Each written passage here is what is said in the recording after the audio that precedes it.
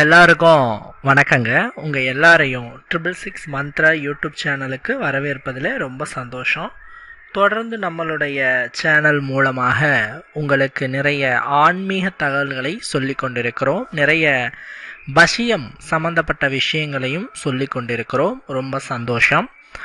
அந்த வகையில் இந்த வீடியோவில் உங்களுக்கு மிக முக்கியமான ஒரு ஆன்மீக தகவலை பற்றி தான் ஷேர் பண்ணிக்க போகிறோம். விரும்பிய நபர்களை வசீகரிக்கிற ஒரு மெத்தடு, ரொம்ப பயனுள்ள மெத்தடு. ஆண்கள் பெண்கள் யாராக இருப்பினும் வசீகரணம் செய்யலாம். வியாபாரம் செஞ்சிட்டு இருக்கிறவங்க, தொழில் ஸ்தாபனங்கள் நடத்திட்டு இருக்கிறவங்க, வியாபார வசியம் நிகழணும்னு நினைச்சாலும் இதை செய்யலாம். கண்டிப்பாக நல்ல பலன் கிடைக்கும். அது எப்படிங்கிறத பற்றி நான் சொல்கிறேன். பொதுவாக இந்த வசியம் அப்படிங்கிறது அட்டகர்மங்களில் முதல் வேலையாக சொல்லப்படுவது. வசியம் தான் முதல்ல. வசியம், மோகனம், வேதனம், ஆக்ரோஷனம், வித்வேஷனம், உச்சாரணம், மாரணம் அப்படின்ட்டு 8 வேலைகள் சொல்லப்பட்டாலும் வசியத்தை ஏன் முதல் வேலையாக சொல்லுகிறோம் அப்படின்னா, முதல்ல உங்கள் காரியம் ஜெயமாகணும்னா உங்களுக்கு வசிய சக்தி இருக்கணும். இப்போ ஒரு தெய்வத்தையே கும்பிடுறீங்க, எதுக்காக கும்பிடுறீங்க? அந்த தெய்வம் நமக்கு இறங்கி வந்து எல்லா நன்மையும் செய்யணுங்கிறதுக்காகத்தானே. ஸோ அதுவும் ஒரு விதமான வசியமே, சரிங்களா? ஸோ இந்த வசியம் அப்படிங்கிறத நீங்கள் தவறாக நினைத்திட வேண்டாம். சில பேருக்கு வசியத்தை பற்றின ஒரு தவறான கருத்தும் இருக்கு.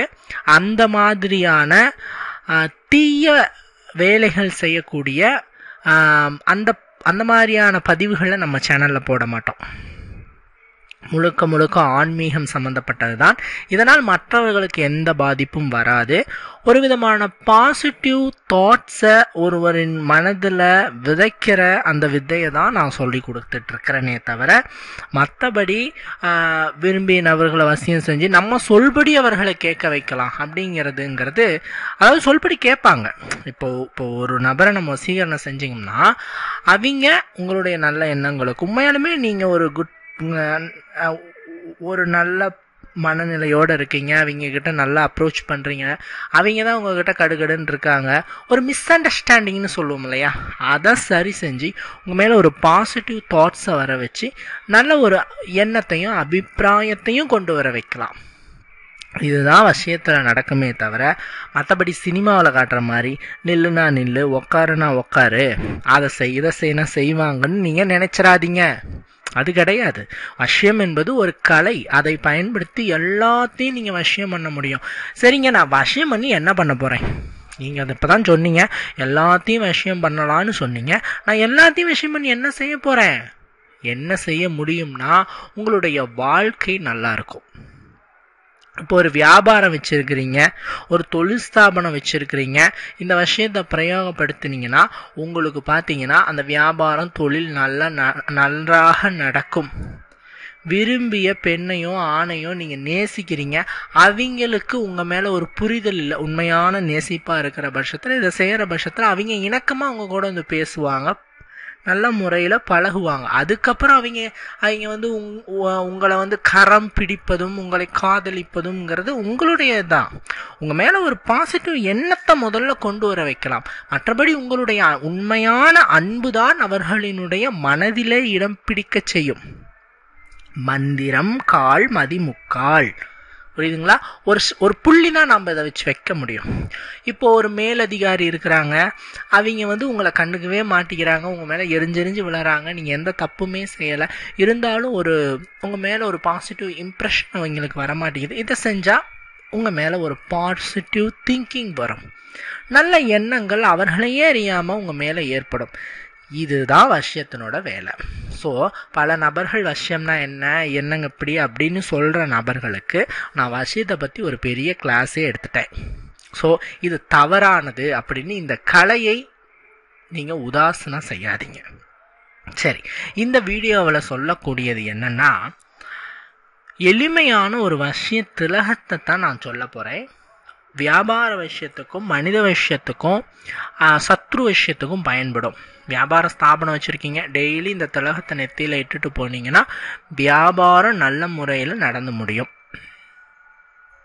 விரும்பியவர்களை ஆணோ பெண்ணோ பார்க்க போகிறீங்க, திலகத்தை இட்டுட்டு போனீங்கன்னா உங்கள் மேலே அவங்களுக்கு ஒரு பாசிட்டிவ் இம்ப்ரெஷன் வரும். அதே மாதிரி சத்ருவஷம், உங்களுக்கு ஆகாத ஆட்கள் அவங்கள பார்க்கணும், பேசணும், என்ன பண்ணுறது, இதை இட்டுட்டு போனீங்கன்னா அவங்க உங்ககிட்ட சண்டைக்கு வர மாட்டாங்க, சுமூகமாக பேசுவாங்க, நல்லா பேசுவாங்க. இந்த மாதிரி பல விஷயத்த சொல்லலாம். இது எல்லாமே உங்களுக்கு நன்மைக்கு மட்டும்தான். இதுக்கு உங்களுக்கு என்னங்க தேவைன்னா சந்தன கட்டை ஒன்று தேவை. இது நீங்கள் ஆன்லைனில் லீகலாகவே வாங்கிக்கலாம்.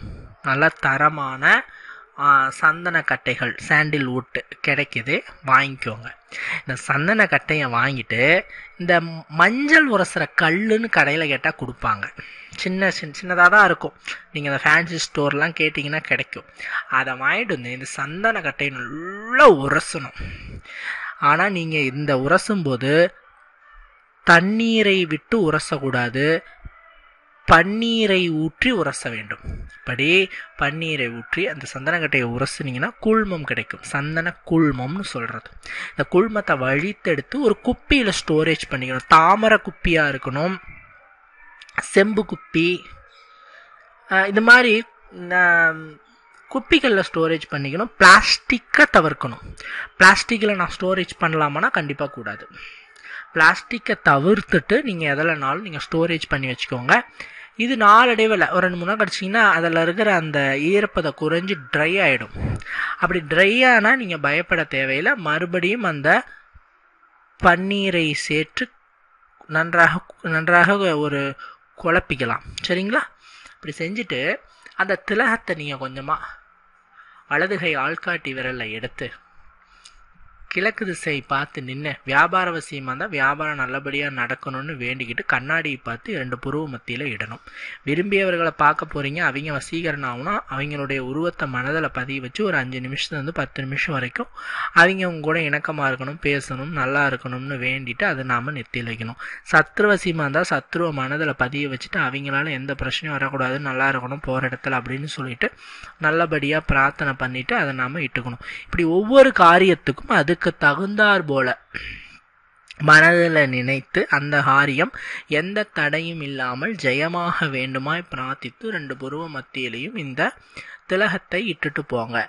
இட்டுட்டு போகிற பட்சத்தில் அந்த காரியம் எந்த விதமான பிரச்சனையும் இல்லாமல் தடையும் இல்லாமல் இனிதே நடந்து முடியுங்கிறதுல எந்த விதமான ஐயமுமே கிடையாது. ஸோ கண்டிப்பாலும் இந்த சந்தன விஷயத்தை செஞ்சு பாருங்க, சிறப்பான பலன்கள் கிடைக்கும். விரும்பியவர்கள் உங்களுக்கு வசீகரணமாவாங்க. கண்டிப்பாக இந்த பதிவு உங்களுக்கு பயன் தரக்கூடிய வகையில் இருந்திருக்கும் நம்புறேன். மற்றும் ஒரு பதிவில் சந்திக்கலாம். நன்றி, வணக்கம்.